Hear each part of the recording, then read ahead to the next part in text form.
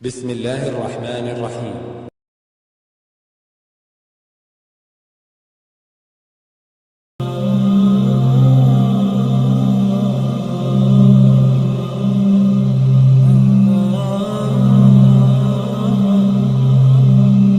Are schools making us dumber? کیا schools ہمیں زیادہ بیوقوف بنا رہے ہیں؟ دیکھیں، ایک کبھی حیدر بھائی سے بات ہو رہی تھی جو انہوں نے بڑا اچھا ایک سوال ریز کیا. وہ یہ تھا کہ ہم یہ تو پوچھتے ہیں کہ بھئی ہم بچے کو کس اسکول میں ڈالیں گے، لیکن پہلا سوال یہ ہے کہ کیا اسکول میں ڈالنا بھی صحیح ہے یا نہیں ہے. کیا یہ سوال بھی کبھی ہم نے سوچا؟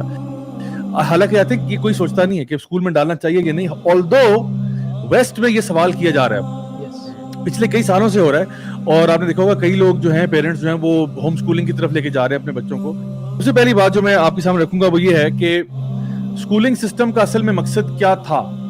What was the purpose of the school itself? مطلب اگر آپ کسی پیرنٹ سے ہم سروے کرا کے پوچھے کہ آپ کے بچے کو اسکول بھیجنے کی وجہ کیا ہے، تو عام طور پہ پیرنٹس کہتے ہیں ہمارا بچہ تعلیم حاصل کرے، اس کی اچھی تربیت ہو جائے. ٹھیک ہے، تو تعلیم تک تو چلو کچھ کہہ سکتے ہیں، اس پہ بھی حالانکہ سوالیہ نشان ہے، لیکن تربیت جس کو ہم کہتے ہیں، کیریکٹر بلڈنگ جس کو کہتے ہیں، وہ ہم آج دیکھیں گے کہ وہ ہوتی ہے یا نہیں ہوتی ہے.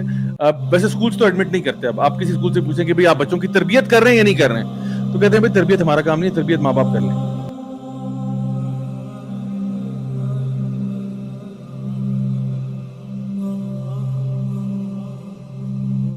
میں ایک سوال رکھتا ہوں، وہ یہ ہے کہ آپ دیکھیں کہ ہم لوگ مسلمان ہیں، ٹھیک ہے، اور مسلمان ہونے کے باوجود اگر آپ صرف شکاگو کی اگزامپل لیں تو 2500 لکر سٹورز وہاں پہ مسلمان چلا رہے ہیں. آؤٹ آف دا 3500 2500 لکر سٹور، یعنی ایک تو مین لکر سٹور جو ہوتے ہیں اور دوسری وہ شاپ جو کہ لکر سیل کرتی ہیں، وہ 2500 جو ہیں وہ مسلمانوں کے پاس ہیں. تو میں صرف ایک ایگزامپل اس لیے دے رہا ہوں آپ کو کہ اس کا مطلب ہے کہ کیا ہمیں یہ بھی نہیں پتا کہ اسلام میں شراب بیچنا جائز نہیں ہے. مطلب ہماری جو ایجوکیشن ہے اس نے ہمیں سکھایا کیا ہے.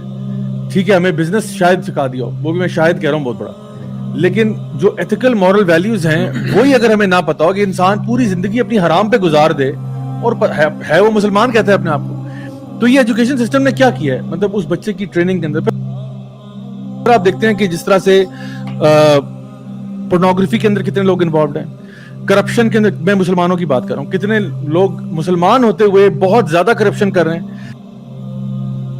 کچھ عرصہ پہلے یہ لائرز اور ڈاکٹرز کی جنگ شروع ہوئی تھی اور ٹی وی پہ نظر آ رہا تھا کہ لائرز اور ڈاکٹرز، مطلب ایک ہوتا ہے نا کہ ان پڑھ لوگ دونوں سائڈوں پہ ایک دوسرے کے سر پھاڑ رہے ہیں اور ایک دوسرے کے گربان چیر رہے ہیں، تو ہم کہتے ہیں یار یہ تو جاہل لوگ ہیں، ان کو پتہ نہیں ہے. لیکن پڑھے لکھے لوگ لائرز اور ڈاکٹرز آپس میں لڑ پڑے، الجھ پڑے. تو اس سے بڑے سوال پیدا ہوتے ہیں کہ آخر ہمارا جو تعلیمی نظام ہے کیا وہ کسی قسم کی بھی کیریکٹر بلڈنگ کر رہا ہے یا نہیں کر رہا. کیونکہ کیریکٹر بلڈنگ اگر آپ یہ کہیں کہ جی ہم نے بچوں کو سکھا دی کہ جی خنزیر کا گوشت نہیں کھانا یا شراب نہیں پینا یا مثال کے طور پہ جوا نہیں کھیلنا، تو کیریکٹر بلڈنگ صرف اس کا نام نہیں ہے. کیریکٹر بلڈنگ کا مطلب یہ بھی ہے کہ آپ نے جھوٹ نہیں بولنا، آپ نے کسی کے ساتھ فراڈ نہیں کرنا، آپ نے کرپشن نہیں کرنی، آپ نے کسی کو دھوکہ نہیں دینا. یہ ساری چیزیں ہونی چاہیے. لیکن آج کسی بندے سے آپ پوچھیں کہ ہمارے معاشرے کے اندر، ہمارے بازاروں کے اندر، ہمارے بزنسز کے اندر، ہمارے پارلیمنٹ کے اندر، ہمارے جو ادارے ہو سکتے ہیں ان کے اندر کرپشن ہے یا نہیں ہے، لوگ کہتے ہیں یار بڑی کرپشن ہے. تو آخر کیوں؟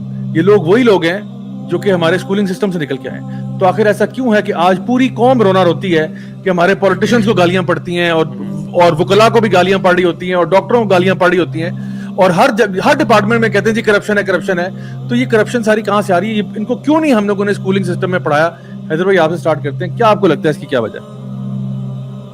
جبھی ہمارا جو بنیادی طور پہ یہ جو نوشن ہم نے بنا دیا گیا نا کہ یار جو بندہ پڑھا لکھا ہے، جس کے پاس ڈگری ہے، وہ بندہ نا automatically you expect good behaviour from him. This is not the case. کیوں؟ اور اس میں معاشرے کا بھی قصور ہے لیکن ہماری ایکسپیکٹیشنز کا بھی بہت بڑا قصور ہے اس کے اندر کہ ہم کوئی بندہ اگر بیوقوفوں والی حرکت کر رہا ہوگا نا اور وہ اپیرنٹلی پڑھا لکھا ہے، جس کو ہم آج کے دور میں پڑھا لکھا کہتے ہیں، ہم کہتے ہیں پڑھا لکھا جاہل ہے. صحیح. یہ ٹرمینالوجی سمجھ میں نہیں آتی ہے. آپ مجھے یہ بتائیں کہ آپ نے ایتھکس اور مورالٹی کی بات کی، کیا اچھا ہے کیا برا ہے، کیا کرنا چاہیے کیا نہیں کرنا چاہیے، دوسروں کی فیلنگز کا خیال رکھنا، ای کیو کی بات، بہت سارے اس میں اسپیکٹس آ جاتے ہیں.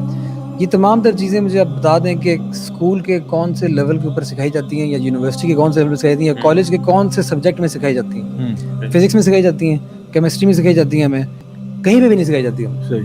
तो why do we expect someone who has got a degree in maybe computer sciences सही to be a good human being?